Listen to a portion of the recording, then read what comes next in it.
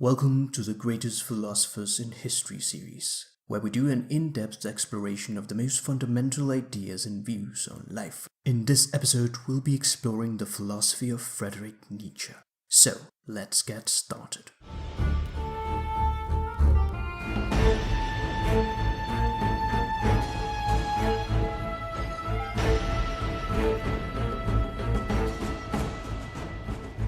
Friedrich Nietzsche was a German philosopher of the 19th century, one of the most revolutionary thinkers in Western philosophy and intellectual history.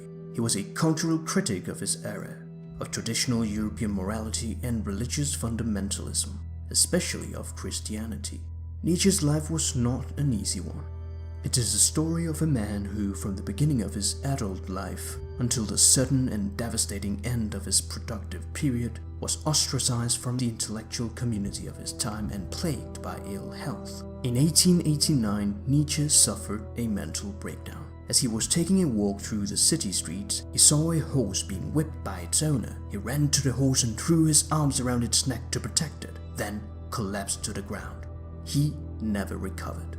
He was diagnosed with syphilis, but this claim has since been challenged, and a diagnosis of manic depressive illness with a periodic psychosis followed by dementia, explained by the slow growth of a tumor, was put forward.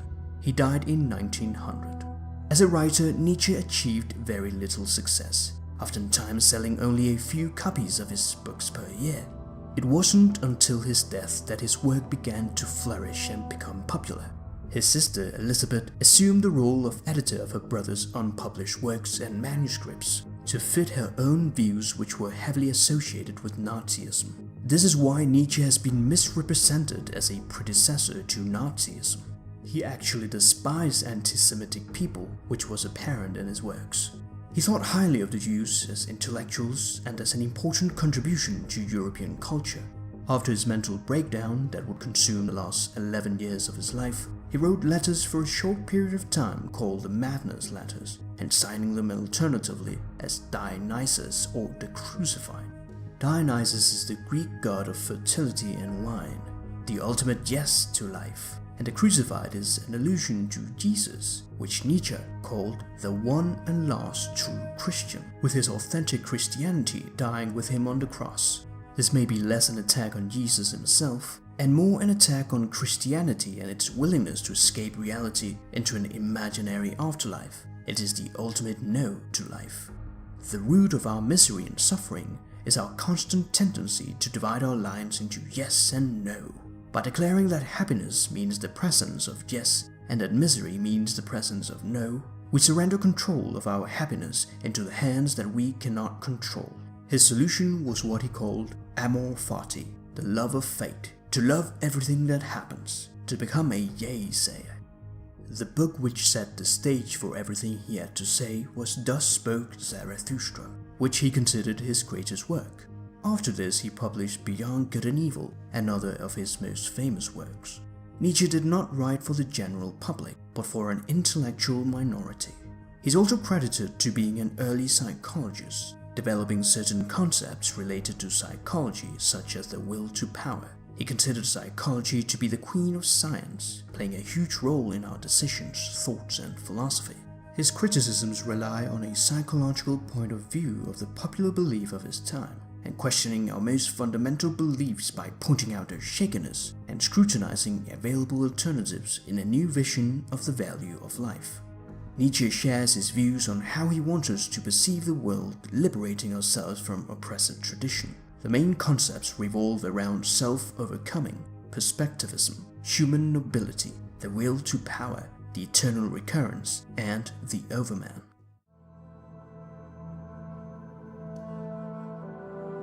Nietzsche heavily emphasized the concept of Selbstüberwindung or self-overcoming. By this, he means the act of expressing strong emotions or using energy by doing an activity or creating something.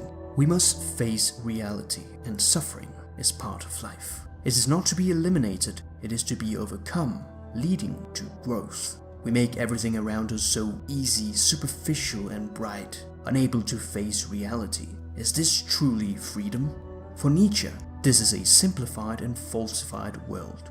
So, to delight in life itself, we must confront it at face value. Everything evil, terrible, and snake-like in humanity serves just as well as its opposite to enhance the species, humanity.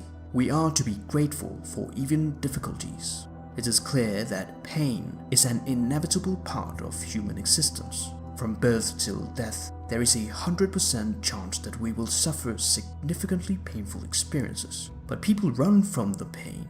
They spend their life trying to be comfortable. Instead of running from it, Nietzsche would want us to face the hardship, as it is the only way we grow as people. What does not kill me makes me stronger.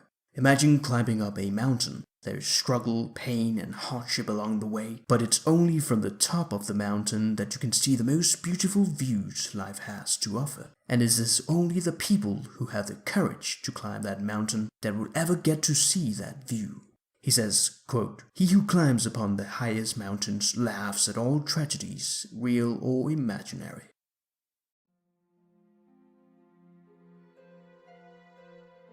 Nietzsche's doctrine on perspectivism claims that our view of the world and the statements we take to be true depend on our perspective of the world. Thus, it gives rise to the epistemological thesis that our knowledge claims can never be true in an absolute or objective sense. Perspectivism lays the foundations of Nietzsche's thought. Philosophy is subjective, and no philosophy is ultimate, but helps as a base to allow others to see the world differently. He speaks of a new breed of philosophers approaching, of free spirits.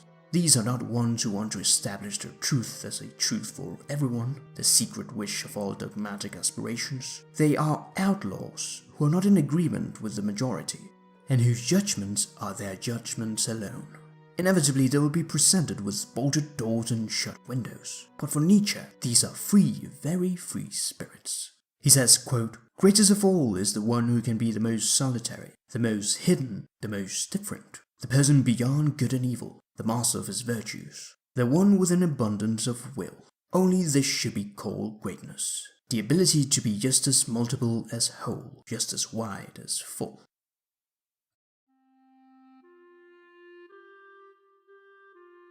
The idea of Vortehnheit or human nobility is not within knowledge per se. Knowledge is not something one can have like a detached thing that one possesses, but rather the knowing subject has to live his knowledge.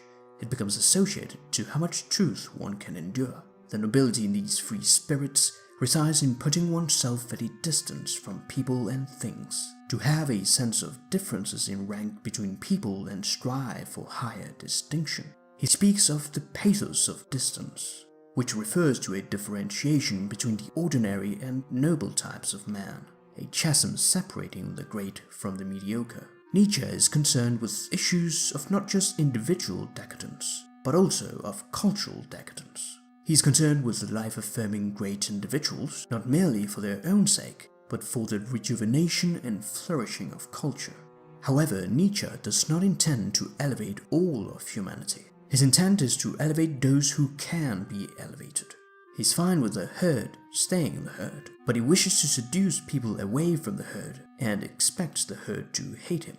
What most interested Nietzsche throughout his entire intellectual career can be summarized in the form of the question, how are we to live? Or more poignantly, how are we to endure life? He conceives life as a chaotic process without any stability or direction, and that we have no reason to believe in such a thing as value of life, insofar as these terms imply the idea of an objective purpose of life. Human life is value-oriented in its very essence. Without adherence to some set of values or other, human life would be virtually impossible. So, if there are no values out there and we cannot live without values, then there must be some value-creating capacity within ourselves, which is responsible for the values we cherish and which organize our lives. The noble and brave types create values. He honors everything he sees in himself.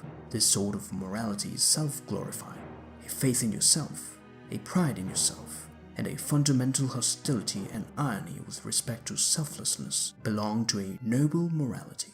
Nietzsche stated that the modern man would have to create his own values and morals in a world void of religion and belief, while avoiding the risk of falling into nihilism, the belief that life is meaningless, devoid of any value structure.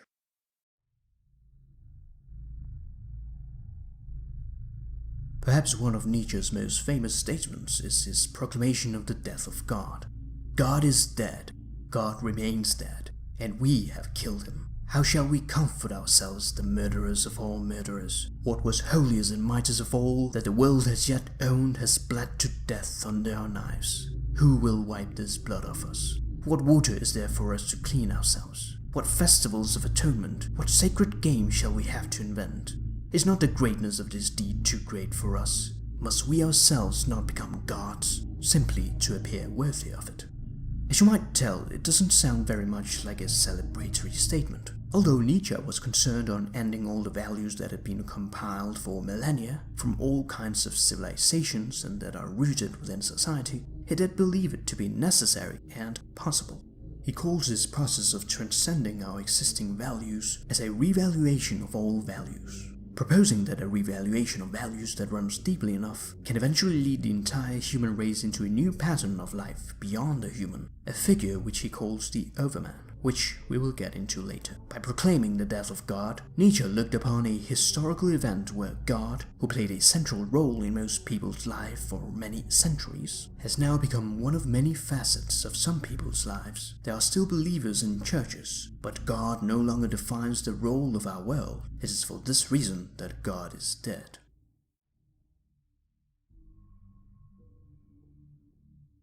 Nietzsche states Christianity to be fundamentally rooted in a slave morality, and he criticizes the masses for this suicide of reason, this worm-like reason.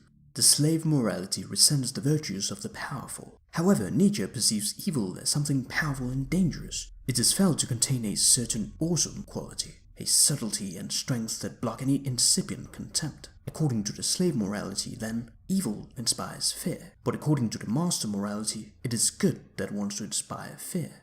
The sacrifice of all freedom, pride and self-confidence in the spirit leads to enslavement. The master morality does not intend to oppress others, but rather create new values and ways of life. A slave morality sees virtue from refraining to exercise one's power, and sees evil in doing so. He argues that Christianity is derived from subservience, obedience, and being a member of a flock. It is a way of hating life and wanting to escape life into a heavenly and eternal afterlife. However, the less our reality is dumbed down, sweetened up and veiled over, the closer to the truth we are. For as long as there have been people, there have been a very large number of people who obey, compared to relatively few who command. Considering that humanity has been a breeding ground for the cultivation of obedience, the average person has a need to obey, a thou shalt. A herd instinct of obedience taken to extremes will signify that in the end there will be nobody with independence or the ability to command. A high independent spiritedness, a will to stand alone, even an excellent faculty of reason will be perceived as a threat. Everything that raises the individual over the herd and frightens the neighbor will henceforth be called evil. Thus, Nietzsche sees Christianity as something inferior to man, something to grow out of, away from and above. It is the deterioration of the human race. To twist every instinct of the highest type of man into uncertainty, self-destruction, and invert the whole of the earth into hatred against the earthly. The most disastrous form of arrogance, who have given way to a herd animal, a mediocre breed. In Beyond Good and Evil, Nietzsche explores why we need values at all, or more in line with his terminology, what is the value of values, and what is the right perspective on values. Ultimately, what gives life its meaning. Nietzsche explores why it is that people believe that their life has some sort of purpose, and are not nihilists. He believes that people cling to true world theories. Since we don't like this world, we create a more ideal one, from Plato's world of forms to religions such as Christianity and the eternal heaven, or Hinduism and the illusion of the individual self. To Nietzsche, these true world theories are human-invented realities. People use them to satisfy the unfortunate reality. This ties back with his views on perspectivism. He also explores how values arise psychologically and discusses why values such as pity, fairness, and willingness to help each other have been cultivated in society. At the base of our most habitualized normative evaluations, what is considered good and evil in every sphere of human activity, if we scratch the surface, a mixture of appalling character traits emerge. ranging from weakness and fear to wishful thinking and self-betrayal, and all these find their symptomatic expression in the modern condition. And thus spoke Zarathustra. After ancient Persian prophet Zarathustra had been in the mountains in solitude for an entire decade, he states, "Behold, I am weary of my wisdom. Like the bee that has gathered too much honey, I need hands outstretched to take it from me. I wish to spread it and bestow it, until the wise have once more become joyous in their folly, and the poor happy in their riches." And thus began his down-going. Nietzsche presents three stages in life for self-overcoming: the camel, the lion, and the child. To Nietzsche, all of us are born camels, and most of us are going to die camels. Most people who interact with the world bear the burdens of others. A camel carries heavy stuff and it doesn't complain, it keeps going on ahead. What sorts of burdens are tied to our backs? Nietzsche would say everything you have ever been told by somebody else. You've been getting weight after weight tied to your back, with people telling you all the stuff that you should do. To be free, we must get rid of these weights, to act as we truly are, and say no to tradition. Once you have unburdened yourself, you undergo a new transformation. You become the lion. For Nietzsche, the main struggle here is the existing lord, a dragon called thou shalt, which is the great barrier to true freedom. It sparkles with golden scales, and on each scale is written a thou shalt, representing thousands of years of tradition. To conquer the dragon, one must build self-mastery, and muster the courage to mutter the sacred no, asserting one's independence outside external influences. The final stage is the child. Nietzsche says, quote, "The child is innocence and forgetfulness, a new beginning, a game, a self-propelling wheel, a first motion, a sacred yes." He believed that the truly free spirit will resemble a child at play, who discover the world for the first time, who is curious and filled with wonder. The child is not weighed down by rules and values. The child discovers for themselves the meaning in things. Having uttered the sacred no to reject everything that came before, the child shouts the sacred yes that affirms life. Apart from these stages, there are three major teachings Zarathustra has to offer: the will to power, the conception of the eternal recurrence, and the advocacy of the overman.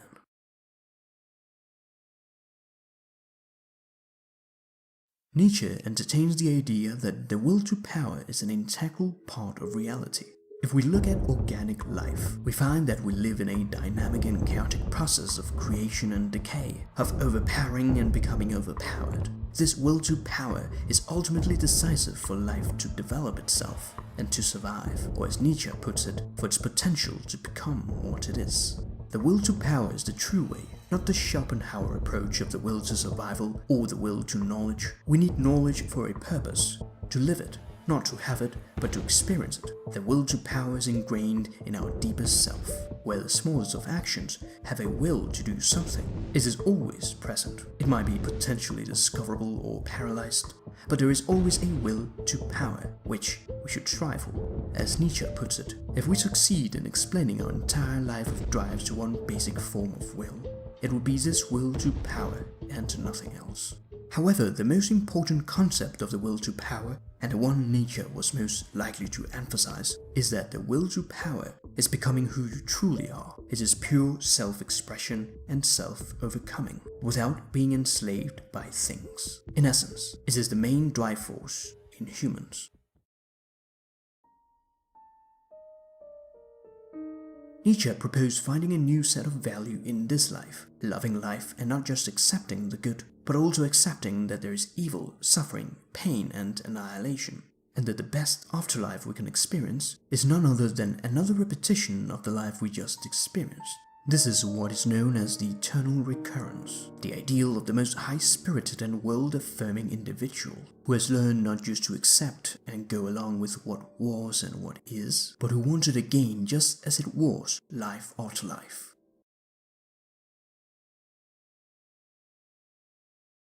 Zarathustra, who's standing in front of a crowd, begins speaking. "I teach you the overman. Man is something that shall be overcome. What is the ape to man? A laughingstock, or a painful embarrassment, and man shall be that to overman, a laughingstock or painful embarrassment. You have made your way from worm to man, and much in you is still worm. Once you were apes, and even now, too, man is more ape than any ape. The overman is the meaning of the earth. Man is a rope tied between beast and overman, a rope over an abyss. What is great in man is that he is a bridge and not an end. The crowd look at him, and then they begin laughing. They think it is some sort of street performer. Nietzsche created the concept of the Übermensch or overman, whose antithesis is the last man, a mediocre animal without dignity and comfortably surrounded by the herd, who despises everything the overman has to say. The man who is master of himself. But to master oneself is the hardest of all tasks, that which requires the greatest increase in power. And if happiness is the feeling that power increases, that a resistance is overcome, the overman will be the happiest man, and, as such, the meaning and justification of existence. It is the pinnacle of self-overcoming, to rise above the human norm and above all difficulties, embracing whatever life throws at you. He says, quote, "For believe me, the secret of harvesting from existence the greatest fruitfulness and the greatest enjoyment is to live dangerously." Nietzsche's extravagant style and eccentricity makes his work seem like a sort of mental tonic designed to encourage his readers to continue to confront their doubts about the well-roundedness of many of our most fundamental ideals about ourselves and our world. We conceive ourselves as subjects, trying to live a decent life, guided in our doings by aims that fit the normal expectations of our social and cultural environment. We believe certain things to be true beyond any doubt, and we hold others and ourselves to many moral obligations. For Nietzsche, to give life a meaning, it isn't something to be discovered, but rather to be created. The overman is the truth that shall be. The overman, the will to power, self-overcoming, to live dangerously. Amor, fati, the eternal recurrence, these are all signs by which Nietzsche found meaning in life. I know my fate. One day my name will be associated with the memory of something tremendous, a crisis without equal on earth, the most profound collision of conscience, a decision that was conjured up against everything that had been believed, demanded, hallowed so far. I am no man. I am dynamite.